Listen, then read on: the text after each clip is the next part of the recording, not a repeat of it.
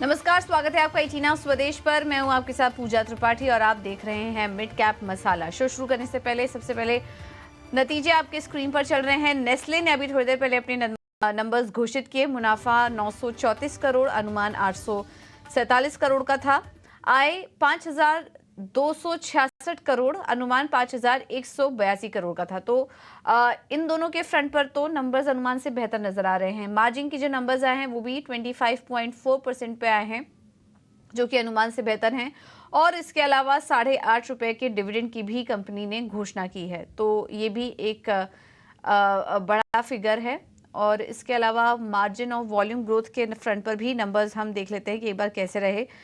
Nestle की बात करें तो हाल फिलहाल में ये स्टॉक फोकस में भी रहा, क्योंकि हमने देखा कि कंपनी के जो कुछ सेगमेंट थे उनको लेकर यहाँ पर दिक्कत आई। जो चाइल्ड फूड कंपनी बेच रही थी उसको लेकर भी कुछ कंसर्न्स निकल कर आए थे हाल फिलहाल में, जिसके चलते नेस्ले पिछले बीते कुछ दिनों खबरों में भी था।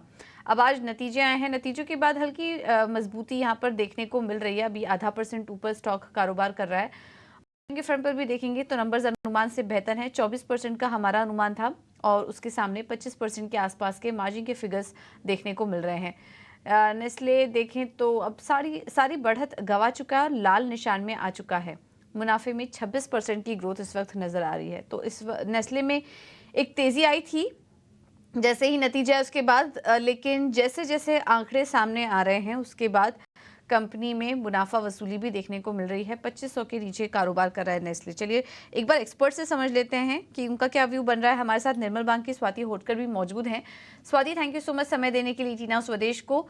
सब चीज़ों पे बात करने से पहले एक बार नेस्ले पर अपना व्यू दीजिए। क्या सलाह होगी आपकी? नतीजे आए, एक स्पाइक तो आया स्टॉक में, लेकिन वापस से स्टॉक लाल निशान में आ चुका है। इसे करेक्शन की तरह देखना चाहिए या फिर यहाँ से और टूट सकता है स्टॉक? चार्ट पे आपको नेस्ले कैसा दिखाई दे रहा है? इस गुड आफ्टरनून पूजा। नेस्ले के रीजन के बाद हम लोग ने देखा एक स्पाइक आया है, जैसे आपने कहा इंट्राडे बेसिस पे, बट ये 20 डेज मूविंग एवरेजेस का काफी स्ट्रॉन्ग रेजिस्टेंस ले रहा है, जो कि अराउंड 2540 के रेंज में है। इंट्राडे हम लोग ने देखा कि 2452 का एक हाई किया है, वहां से हमें सेलिंग प्रेशर देखने मिल रहा है। थोड़ा मुझे लिटिल बिट कॉशियस भी वो नजर आ रहा है, क्योंकि लास्ट अगर आप 15 दिन का या 1 महीने का डेटा देखोगे तो लो टॉप स्लो बॉटम फॉर्मेशन में चल रहा है। तो ये ट्रेंड कंटिन्यूड होते हुए नजर आ रहा है।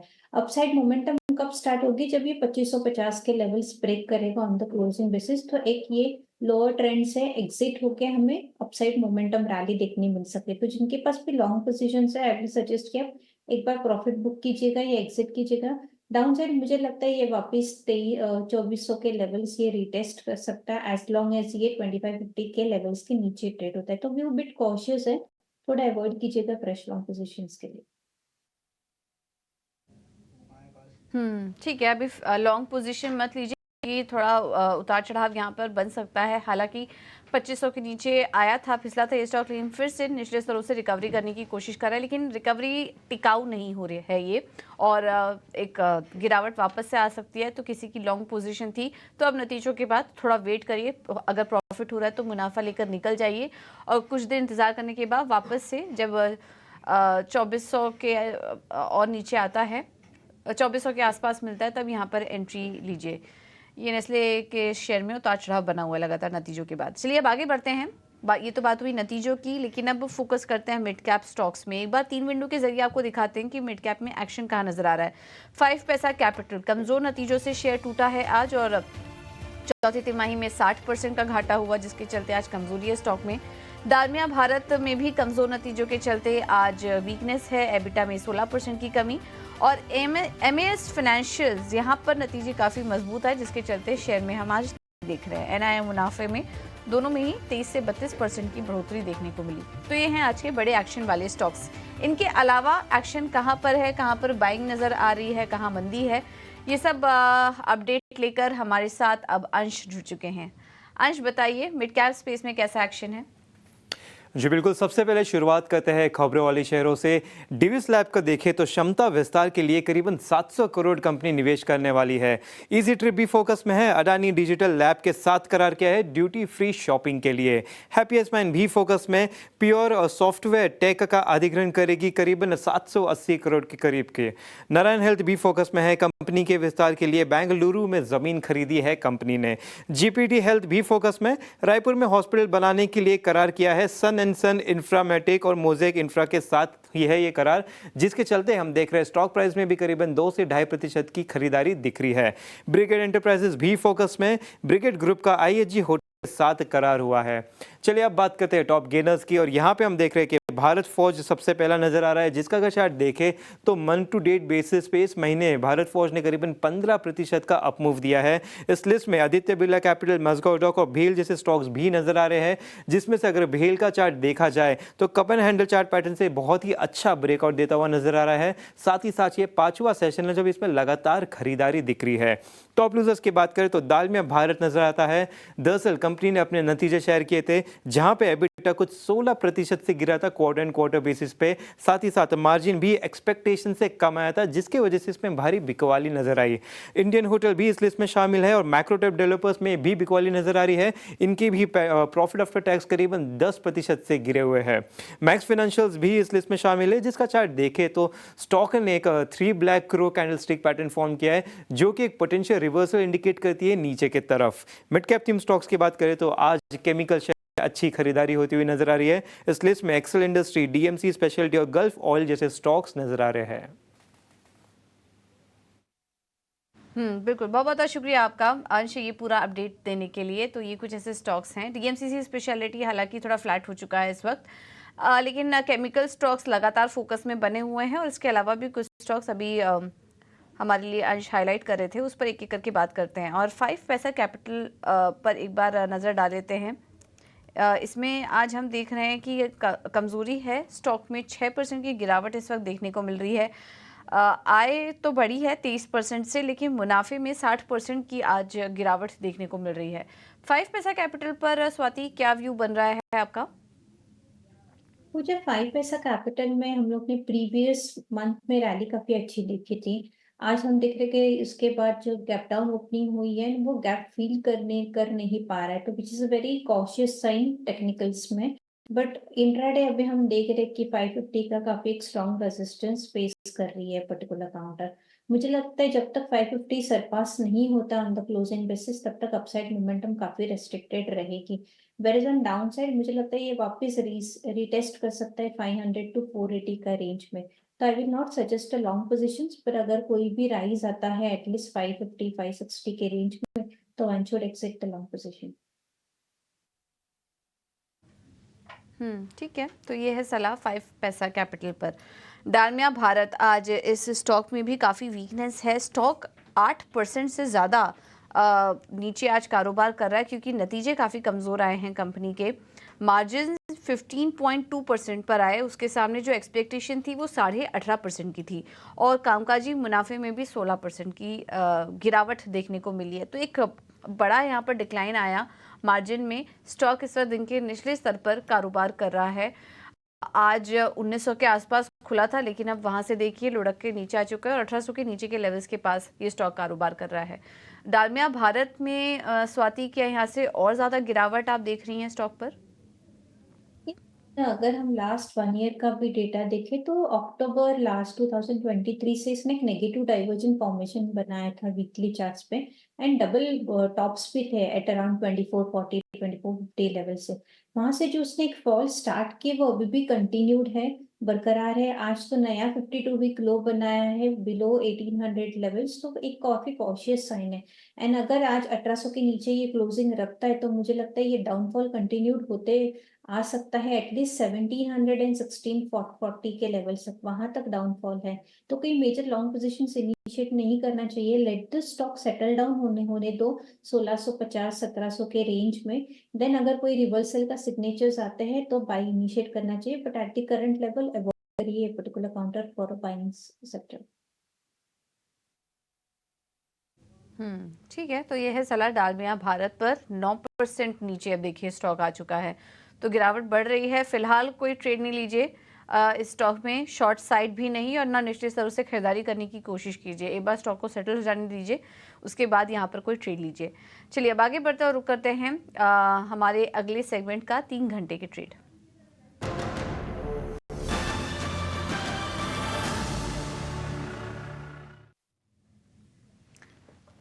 स्वाति, आप ट्रेड के मौके आज कहाँ देख रही हैं? यस, मैं दोनों बाय कॉल देना चाहूंगी आज के लिए। पहला बाय कॉल है मेरा आईएक्स पे। आईएक्स एक ऐसा काउंटर है कि जो इवन दो मार्केट में हम लोग ने सेल ऑफ देखा था, पर ये पर्टिकुलर स्टॉक्स ने डबल बॉटम्स बनाए 142 एंड वहां से उसने काफी अच्छी रिवर्सल रैली देखने मिली है। अपवर्ड राइजिंग में चैनल में ये चल रहा है। करंटली ये ऑलमोस्ट 2.5 to 3% अपसाइड है। मुझे लगता है और हमें पॉजिटिव मोमेंटम रैलीज में देखने मिल सकती है, एटलीस्ट 168 to 170 के रेंज में। तो करंट लेवल पे बाय कीजिएगा, 152 का स्ट्रिक्ट स्टॉप लॉस प्लेस कीजिएगा for immediate target of 170। Second by call मेरा एमजीएल पे है।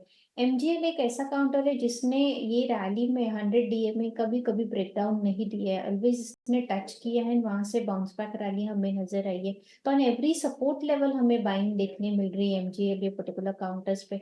आज का अगर आप डेली चार्ट देखोगे तो ऑलमोस्ट हम देख रहे कि open and low is equal to same है। जब भी ऐसे कैंडल फॉर्मेशंस होते हैं तो काफी अच्छी रैली हमें इंट्राडे बेसिस में सपोर्ट देखने मिलता है। करंटली ये काउंटर 1432 1435 के रेंज में चल रहा है, बाई कीजिएगा। मुझे लगता है ये 1500 के लेवल्स हमें वेरी सून देखने मिलेंगे within a week at such. And place कीजिएगा strict stop loss of 1400 for immediate target of 1500 levels on higher side. ठीक है, तो एमजीएल पर आप नज़र रखिए। एक बाइंग भी नज़र आ रही है निचले स्तरों से, तो यहाँ पर ट्रेड करने की सलाह। चलिए कुछ और स्टॉक्स पर बात करते हैं। एमएस फाइनेंशियल सर्विसेज, यहाँ पर भी अच्छी तेज़ी है आज और 6% ऊपर ये स्टॉक कारोबार कर रहा है। मुनाफे में 30% की ग्रोथ, ब्याज से आय में 32% की ग्रोथ कंपनी ने दर्ज की, जिसके चलते आज स्टॉक में मजबूती है। Swati ji, MS financial services कैसा लग रहा है आपको? एमएस फाइनेंशियल सर्विसेज की बात करूँ पूजा, तो मुझे लगता है कि इसमें टेक्निकल सेटअप एज सच कुछ है नहीं, फॉर्मेशंस कुछ है नहीं नजर आ रहे।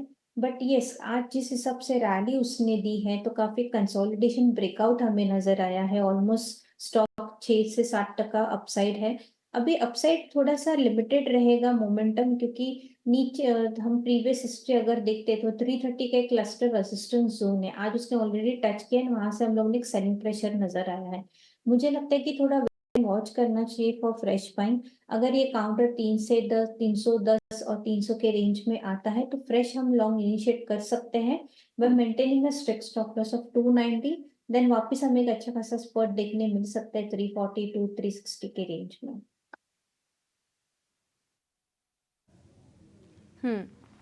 ठीक है, तो ये है, जरा नज़र डालें तो निफ्टी आ चुका है लाल निशान में, 22,400 के नीचे अब आ चुका है और बैंक निफ्टी में भी वीकनेस बढ़ी है।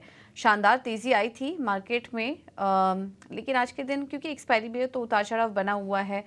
उसके बाद फिर से गिरावट आई, फिर रिकवरी की, लेकिन अभी 22,400 के आसपास टिके रहने की कोशिश कर रहा है। वहीं बैंक निफ्टी भी देखेंगे तो 40 अंक ऊपर सपाट कारोबार यहाँ पर भी देखने को मिल रहा है। पूरी तरीके से आज प्रेशर बना रहा है कोटक महिंद्रा बैंक, 10% से ज़्यादा की गिरावट है। सामने कुछ हैवी वेटेज स्टॉक्स संभाले हुए हैं निफ्टी को, जैसे कि एक्सिस बैंक नतीजों के बाद 6% ऊपर, SBI, heavy weight counter, HCL tech और कुछ फार्मा स्टॉक्स की बात करें, आईटीसी जैसे स्टॉक्स, ये थोड़ा संभालने का काम कर रहे हैं बाजार को। लेकिन कोटक महिंद्रा बैंक पूरी तरीके से यहाँ पर दबाव बना रहा है। एडवांस डिक्लाइन रेशियो भी स्पीच देखेंगे तो जो वो गिरने वाले शेयर्स हैं भी तादाद अब बढ़ी है। अब 1000 से ज़्यादा स्टॉक्स लाल निशान में आ चुके हैं और वायदा बाजार में अगर आपको दिखा पाए तो अब गिरने वाले शेयरों की संख्या वहाँ पर भी बढ़ी है। 99 शेयर्स अब लाल निशान में आ चुके हैं, 80 शेयर्स अभी भी हरे निशान में हैं। तो यहाँ पर भी थोड़ा बदलाव हुआ है रेशियो में। चलिए, ये था बाजार का अपडेट, लेकिन अब फोकस करेंगे कुछ मिड कैप स्टॉक्स पर ही। और आज हम देख रहे हैं कि भारत फोर्ज में भी अच्छी मजबूती देखने को मिल रही है। स्टॉक दिन के ऊपरी स्तर के पास कारोबार कर रहा है। भारत फोर्ज का शेयर आज के दिन 7.5% ऊपर। क्या सलाह होगी आपकी स्वाति, भारत फोर्ज पर मौजूदा स्तर पर अगर किसी का ट्रेडिंग का नजरिया था तो क्या आप मुनाफा बुक कर लें? यस पूजा, डेफिनेटली काफी स्ट्रॉन्ग काउंटर है। जिस हिसाब से आज उसने मोमेंटम रैली दी है वॉल्यूम्स के साथ, ये काफी एक स्ट्रॉन्ग इंडिकेशन है कि ये ट्रेंड इंटैक्ट रहेगा ऑन हायर साइड। इंट्राडे या फिर 1 to 2 डेज के हिसाब से अगर हम देखें तो 1330 का एक इमीडिएट सपोर्ट लेवल है, जो कि एक ऑल टाइम हाई भी है प्रीवियस जो बनाया था। वो एक इमीडिएट रेजिस्टेंस लेवल एक बार वो पास करेगा तो मुझे लगता है एक न्यू ऑल टाइम हाई हमें देखने मिल सकता है, एटलीस्ट 1380 1400 के लेवल्स के। तो जिनके पास भी लॉन्ग पोजीशन है, I will suggest to hold on. नीचे में इफ पॉसिबल आप अपने प्रॉफिट स्टॉप लॉस रखिएगा 1270 का, वो एक ट्रेलिंग स्टॉप लॉस रख के अपने लॉन्ग पोजीशंस 1400 के टारगेट्स के लिए आप कैरी ऑन कर सकते हैं।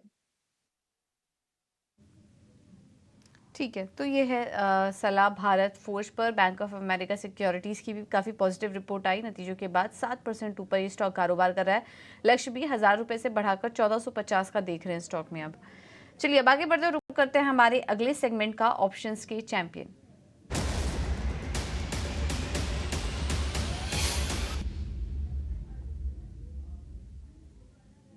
हमारे साथ रेली गियर ब्रोकिंग के अजीत मिश्रा जुड़ चुके हैं ऑप्शन स्ट्रैटेजी बताने के लिए। अजीत, गुड आफ्टरनून, बताइए क्या स्ट्रैटेजी होगी आज आपकी तरफ से? गुड आफ्टरनून पूजा। सो बेसिकली देखिए, मार्केट में थोड़ा हायर लेवल प्रॉफिट टेकिंग जरूर है, बट ऑटो मेटल्स ये कुछ ऐसे पैक है जहाँ पे कंसिस्टेंसी दिख रही है बाइंग में। मारुति जो कि आज थोड़ा सा प्रॉफिट टेकिंग के साथ ट्रेड कर रहा है, ओवरऑल अभी भी अपने रिकॉर्ड हाइस के पास है, तो मेरे हिसाब से ये डिप एक बाइंग अपॉर्चुनिटी है टू एक्यूमुलेट फ्रेश। और ऑप्शंस के लिए अगर बात करें तो मई मंथ की 12800 की कॉल, जो कि करीब 415 से 20 के बीच में अभी कभी ट्रेड कर रही है, उसको आप लॉन्ग कर सकते हैं। 370 का एक स्टॉप लॉस रहेगा 530 तक के टारगेट्स के लिए। ठीक है, तो मारुति 12,800 की कॉल खरीदें। मुनाफा इसमें 5,550 तक का हो सकता है इस स्ट्रैटेजी के जरिए। और एक रिस्क डिस्क्लेमर भी चला देते हैं आपको सेबी का कि अगर आप ऑप्शन में ट्रेड कर रहे हैं तो संभल के ट्रेड कीजिए, ज़्यादातर लोगों को इसमें नुकसान होता है। बहुत बहुत शुक्रिया अजीत आपका ये रणनीति सुझाने के लिए। चलिए अब कुछ स्टॉक्स पर नज़र डाल देते हैं और हम देख रहे हैं कि मज़ागांव डॉक यहाँ पर लगातार तेज़ी बनी हुई है। इनफैक्ट सभी शिपिंग कंपनियाँ चल रही हैं आज। कोचिन शिपयार्ड की बात करें, अन्य शिपिंग कंपनियाँ और डिफेंस कंपनियों में भी लगातार अच्छा अपवर्ड मूवमेंट दिखाई दे रहा है। मज़ागांव डॉक पर आपकी क्या सलाह होगी स्वाति? मस्का डॉक पे यस, मेरा व्यू पॉजिटिव है, क्योंकि लास्ट 2 महीने में उसने एक impulse head and shoulder pattern का फॉर्मेशन बनाया था। एंड ये वीक में हमें वो ब्रेकआउट दिखने मिला, जो कि ब्रेकआउट एट अराउंड 2260 के लेवल्स के थे। एंड वहां से जिस हिसाब से उसने रैली दी है, वॉल्यूम्स भी इंक्रीज हुए हैं प्राइस के साथ, तो काफी स्ट्रॉन्ग सेटअप है। अपसाइड में मुझे लगता है कि 2490 तक ये लेवल्स, ये रैली हमें कंटिन्यूड होते हुए नजर आएगी। उसके ऊपर हमें एक नया हाई देखने मिल सकता है 2550 के आसपास। तो जिनके भी लॉन्ग पोजीशन है, डेफिनेटली होल्ड ऑन करना चाहिए। 2350 का स्ट्रिक्ट स्टॉप लॉस रखिएगा and carry your long positions for immediate target of 2490 and 2500 levels on high side. ठीक है, तो ये है सलाह मज़ागांव डॉक पर। लेकिन थोड़ी देर पहले हम भारत फोर्ज की बात कर रहे थे और उसमें बैंक ऑफ अमेरिका सिक्योरिटीज़ की बुलिश रिपोर्ट आई है, जिससे कि शानदार तेज़ी देखने को मिल रही है आज स्टॉक में। पूरी डिटेल्स के साथ सृष्टि शर्मा जुड़ चुकी हैं। सृष्टि, बताइए क्या डिटेल्स हैं आपके पास?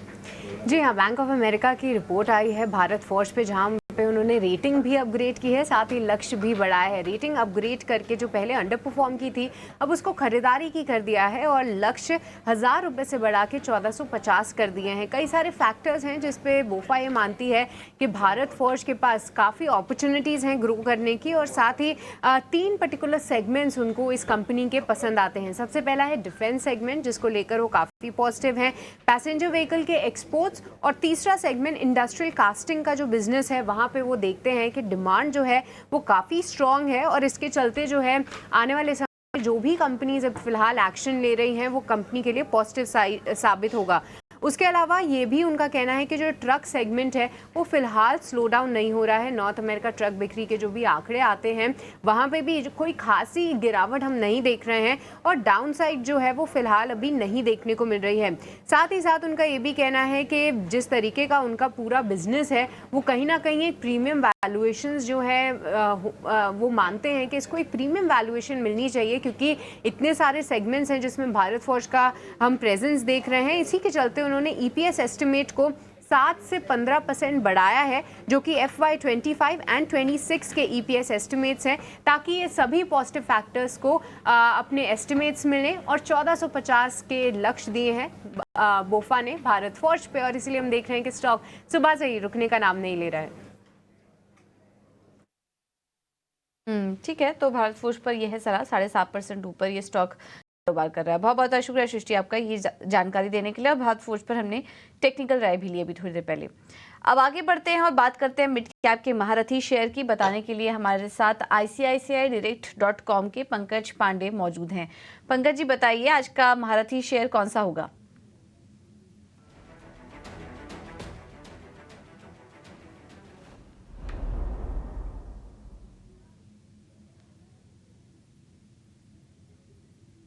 पंकज जी अपना माइक अनम्यूट कर लीजिए।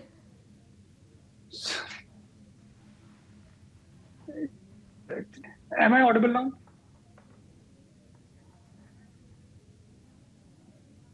Am I audible now? जी हाँ जी, तो ओवरऑल जो कंपनी मैं रेकमेंड करना चाह रहा हूँ वो पटेल इंजीनियरिंग है। यहाँ पे हमारा लक्ष्य जो है वो 80 रुपए का है। देखिए, ये कंपनी लाइक करने की कुछ खास वजह, एक तो एक ये EPC बेस्ड है, थोड़ी टेक्नोलॉजी इंटेंसिव एरिया में ऑपरेट करती है, स्पेशली हाइड्रो साइड में, टनलिंग में। एंड ओवरऑल हमें लगता है कि जो हाइड्रो पावर पॉलिसी है या हाइड्रो पावर की तरफ जो सरकार का ध्यान होगा या केपेक्स आगे जाके आएगा, आई थिंक ये इस कंपनी के लिए काफी बेनिफिशियल होगा। करंटली इसकी जो ऑर्डर बुक है करीब 19,000 करोड़ की है, एंड हमें लगता है कि अगले साल करीब 6,000, उसके बाद में करीब 10,000 करोड़ का ऑर्डर इनफ्लो इस कंपनी को आ सकता है। एंड उसकी वजह से जब ये कंपनी इसको एग्जीक्यूट करेगी तो ओवरऑल जो इसका टॉप लाइन ग्रोथ रहेगा वो डबल डिजिट में रहेगा। Margin profile largely stable expected है, करीब 14% के आसपास में, एंड बॉटम लाइन ग्रोथ काफी हेल्दी है, एक्सपेक्ट कर रहे हैं। वैल्यूएशन जो है अगर वो देखेंगे तो 11-12 के मल्टीपल पे ट्रेड कर रहा है। तो ओवरऑल हमें लगता है कि ये कंपनी, क्योंकि सरकार का हाइड्रो पावर साइड में काफी ध्यान है और ये कंपनी उस निश सेगमेंट में ज्यादा ऑपरेट करती है, हिस्टोरिकली भी इस कंपनी ने उधर काफी काम किया हुआ है। तो हमें लगता है कि ये कंपनी ओवरऑल आगे जाके अच्छा करना चाहिए with a target price of 80 रुपया। ठीक है, पटेल इंजीनियरिंग पर नज़र रखिए। अगले 1 साल के लिए 80 रुपए के लक्ष्य यहाँ पर देखने को मिल सकते हैं। बहुत बहुत शुक्रिया पंकज जी आपका समय देने के लिए और ये रणनीति सुझाने के लिए हमारे दर्शकों के लिए। चलिए फिलहाल इस शो में इतना ही। स्वाति जी आपका भी बहुत बहुत धन्यवाद।